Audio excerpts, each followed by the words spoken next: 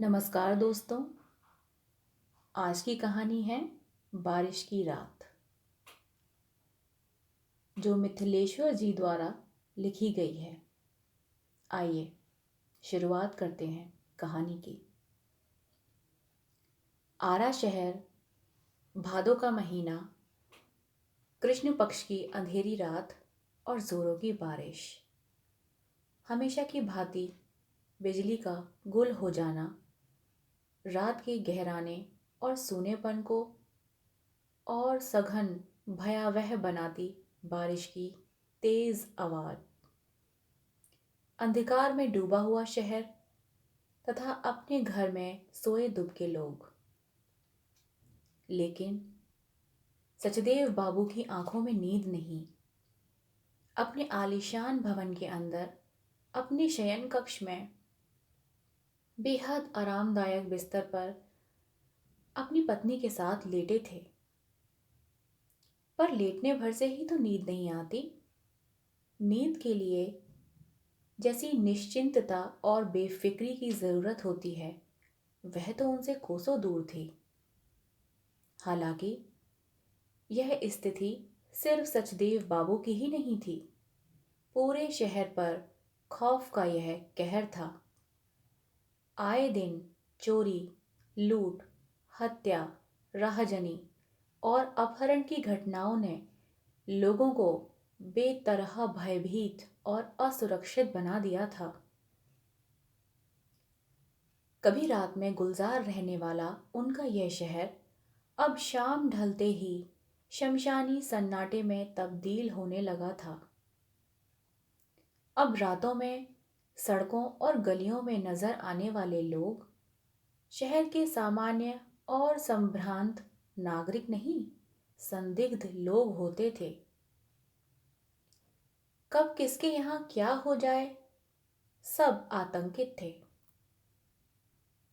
जब इस शहर में अपना यह घर बनवा रहे थे, तब सचदेव बाबू तो बहुत प्रसन्न थे कि महानगरों में दमघोटू, विषाक्त और छल वातावरण से अलग इस शांत, सहज और निश्चल, निर्दोष शहर में बस रहे हैं। लेकिन अब तो महानगर की अजनबियत की अपेक्षा यहाँ की भयावहता ने बुरी तरह त्रस्त और परेशान कर दिया था उन्हें। ये बरसाती रातें तो उन्हें बर्बादी और तबाही का साक्षात संकेत जान पड़ती थीं। इसे दुर्योग कहें या विडंबना, जिस बात को लेकर आदमी आशंकित बना रहता था, कभी कभी वह बात घट जाती थी। इस अंधेरी तूफानी बरसाती रात में जिस बात को लेकर डर रहे थे सचदेव बाबू, उसका आभास भी अब उन्हें होने लगा था। उन्हें लगा था कि गेट फांदकर उनके दरवाजे पर कोई चढ़ आया है। बस उनके कान खड़े हो गए। वे उस आहट को महसूस करने लगे। उनकी शंका सही थी। अब दरवाजे पर थपथपाहट की आवाज भी आने लगी थी। सचमुच कोई आ धमका था। सचदेव बाबू की पत्नी ने दबी आवाज में उनसे पूछा, कौन है यह यदु मिस्त्री? उन्होंने भी दबी आवाज में ही जवाब दिया, राज मिस्त्री है। इस मकान में काम कर चुका है। ठेकेदार के साथ आने वाले मिस्त्रियों में यह भी था। तो इस समय यहाँ क्यों आया है? यह सब राज मिस्त्री और मजदूर अच्छे नहीं होते, घर का भेदिया होते हैं। घर के अंदर बाहर सब कुछ इनका देखा आना जाना होता है। अपनी शंका व्यक्त की उन्होंने। जवाब में सचदेव बाबू ने भी उनकी शंका को अपनी सहमति प्रदान कर दी। पिछली चोरी में इस घर के मजदूर मिस्त्रियों का ही हाथ था। छत के बिना सीढ़ी के आंगन के रास्ते उतरने का तरीका उनके सिवा किसी को ज्ञात नहीं था। यदु मिस्त्री की पुकार और थपथपाहट की आवाज जारी थी। सो गए हैं क्या साहब? हाकिम, इंजीनियर साहब, मैं यदु मिस्त्री, यदु। लेकिन सचदेव बाबू व उनकी पत्नी ने पहले ही तय कर रखा था कि चाहे जो हो, रात में दरवाजा नहीं खोलना है। वे जानते थे, परिचित आवाज में कोई एक दरवाजा खुलवाता है और दरवाजा खोलने पर उनके साथ छिपकर आए 10 लुटेरे भरभरा कर अंदर घुस आते हैं। अब किसी का विश्वास अब किसी पर विश्वास करने का समय नहीं रहा। मुसीबत और परिचय के नाम पर ही तो सब कुछ होता है। उन्हें यदु की बातों में हरगिज नहीं आना है। ठीक इसी समय उनकी पत्नी ने भी कहा, अपने मित्रों, रिश्तेदारों और पुलिस को फोन क्यों नहीं करते? शायद कोई रास्ता निकल आए। उन्हें लगा पत्नी भी उन्हीं की तरह सोच रही है।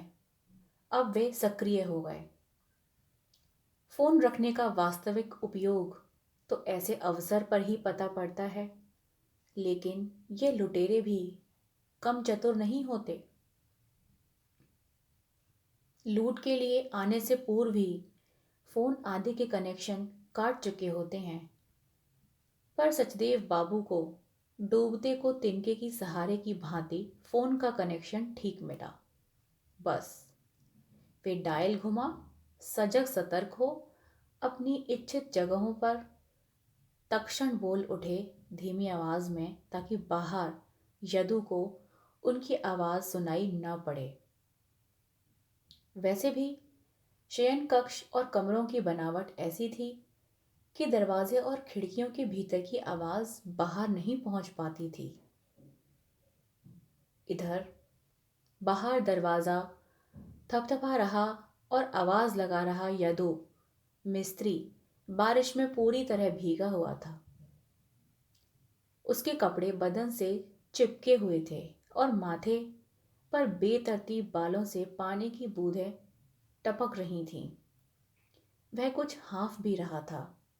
बारिश में भीगते और दौड़ते हुए ही वह यहाँ आया था। अपनी घरवाली को आज ही दोपहर उसने गांव से यहाँ शहर के एक अस्पताल में ले आया था। उसके पेट में दर्द का एकमात्र इलाज डॉक्टर ने ऑपरेशन बताया था। गांव से जो पैसे लेकर चला था, वह तो चिकित्सक की मोटी फीस और महंगी महंगी सुइयों दवाइयों में तत्क्षण समाप्त हो गए थे। फिलहाल कुछ रुपए की उसे सख्त आवश्यकता थी। गांव जाकर रुपए लाने का समय उसके पास नहीं था। इस स्थिति में सहसा उसका ध्यान सचदेव बाबू की ओर चला गया था। सचदेव बाबू के मकान में लंबे समय तक काम कर चुका था वह। उनके मकान निर्माण के लिए उसे गांव से बुलवाया गया था। शहर के मिस्त्रियों से ज्यादा काम करता था वह। नींव से लेकर छत ढलाई और प्लास्टर, फर्निशिंग तथा इस मकान में कर चुका था। इस घर की एक एक ईंट से वह परिचित था। कई जगह सचदेव बाबू जैसा चाहते थे उनकी बात ठेकेदार नहीं समझ पाते थे, लेकिन मिस्त्री होने के चलते वह जल्दी समझ लेता था। यह देख सचदेव बाबू उससे बहुत खुश होते थे और ठेकेदार से कहते थे, इस मिस्त्री को यहाँ से मत हटाना। इसे काम की अच्छी जानकारी है और यह परिश्रमी भी है। त्योहारों पर तो वे अपनी ओर से उसे अक्सर बख्शीश भी दिया करते थे। लंच के लिए खाने में सब्जी और अचार आदि भी उसे प्रदान करते थे। ठेकेदार का काम समाप्त होने पर बचे हुए शेष कार्य के लिए उन्होंने उसे अपने यहाँ कायम रखा हुआ था। अपने प्रति उनके इस आकर्षण ने इस तूफानी रात में यहाँ तक पहुंचा दिया था। उनसे प्रार्थना कर कुछ रुपए मांग लूंगा, ऐसा वह सोचते हुए उनके घर आया था।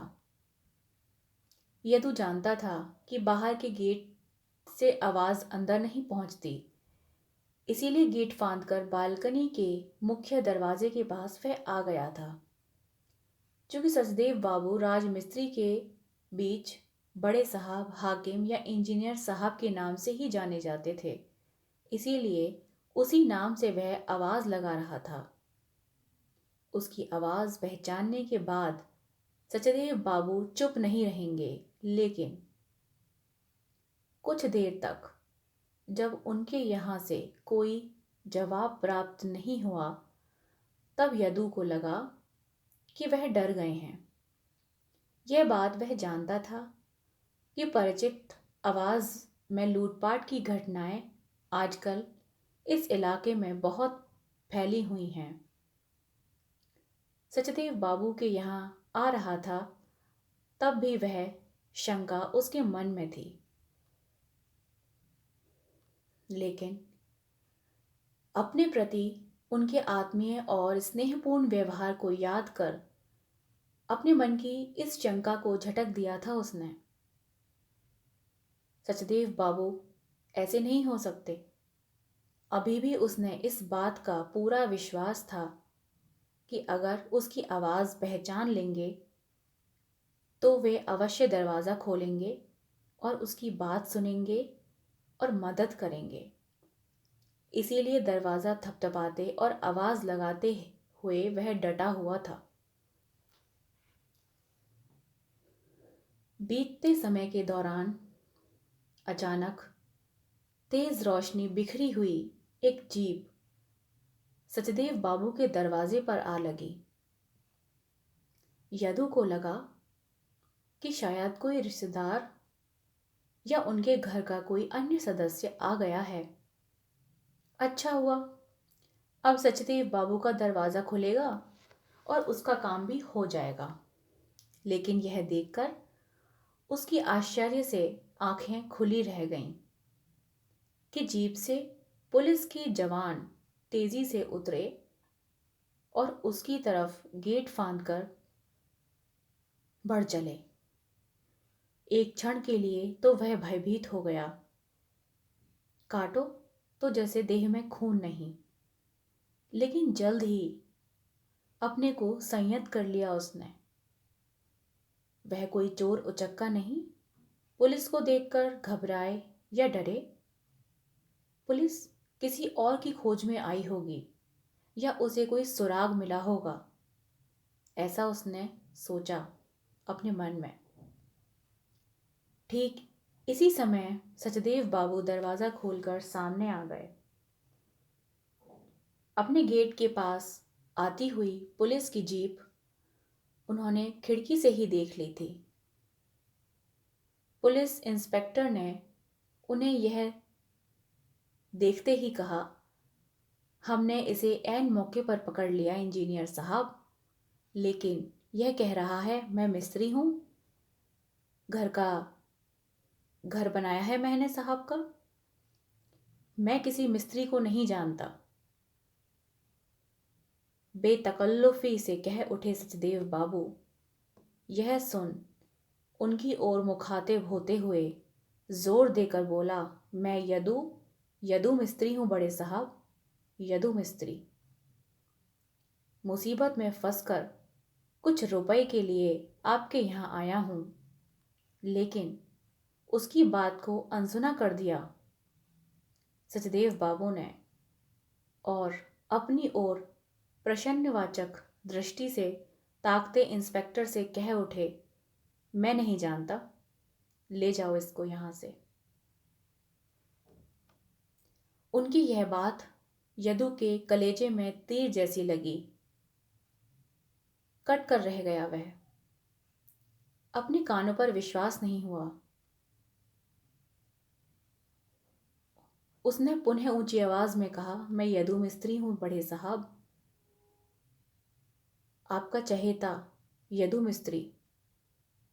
एक क्षण के लिए सचदेव बाबू के गले में आवाज फंसती सी जान पड़ी, लेकिन फिर जल्द ही गला साफ करते हुए उन्होंने इंस्पेक्टर से कहा, ठेकेदार के साथ आने वाले मिस्त्रियों को मैं नहीं जानता, उनमें से किसी को भी नहीं पहचानता।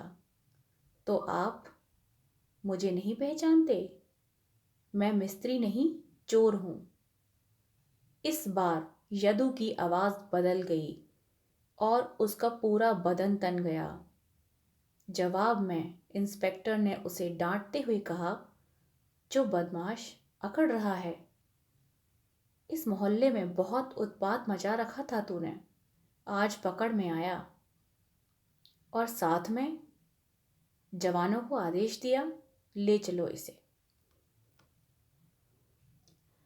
लेकिन इंस्पेक्टर की डांट के बावजूद उसके हाथ की मुट्ठियां कस गईं और आंखों में गुस्सा उतर आया।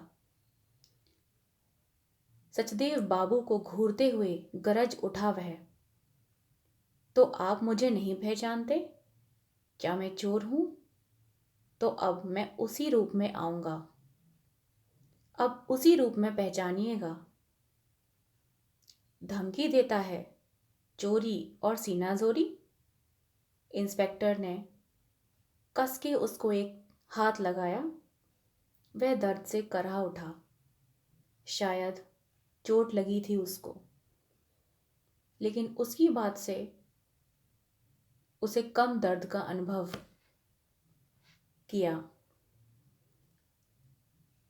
सचदेव बाबू और उनकी पत्नी ने वह कहकर गया कि अब चोर लुटेरे के रूप में आऊंगा, उससे कुछ भी तो गोपनीय नहीं, अब कुछ सब कुछ देखा जाना भी है उसका। तो अब क्या होगा? उसे ना पहचान कर उन्होंने अच्छा नहीं किया, लेकिन ना चाहते हुए भी उन्हें ऐसा करना पड़ा। उनके भीतर अंतर्द्वंद अभी भी बना हुआ था। वे समझ नहीं पा रहे थे कि उन्होंने अच्छा किया या बुरा। हालांकि उन्हें बुरा लग रहा था कि वह यदु को पहचाना नहीं। उनकी आंतरिक इच्छा नहीं थी ऐसी, समय की विवशता थी। पुलिस द्वारा यदु को पकड़कर ले जाने के बाद दरवाजा बंद कर पुनः अपने शयन कक्ष में आए दोनों पति पत्नी, लेकिन उनकी बेचैनी और घबराहट खत्म नहीं हुई। अशांति और उद्विग्नता पूर्ववत बनी रही। अपने मन को शांत सहज बनाने के लिए बिस्तर पर लेटकर वे पुनः सोने का प्रयास करने लगे, लेकिन शांत और चैन कहाँ। यह ठीक है कि अब दरवाजे पर यदु की दस्तक महसूस नहीं हो रही थी, लेकिन अब तो उनके मन में सीधे सीधे दस्तक दे रहा था यदु, जो दरवाजे की दस्तक से ज्यादा भयावह और कष्टदायक था।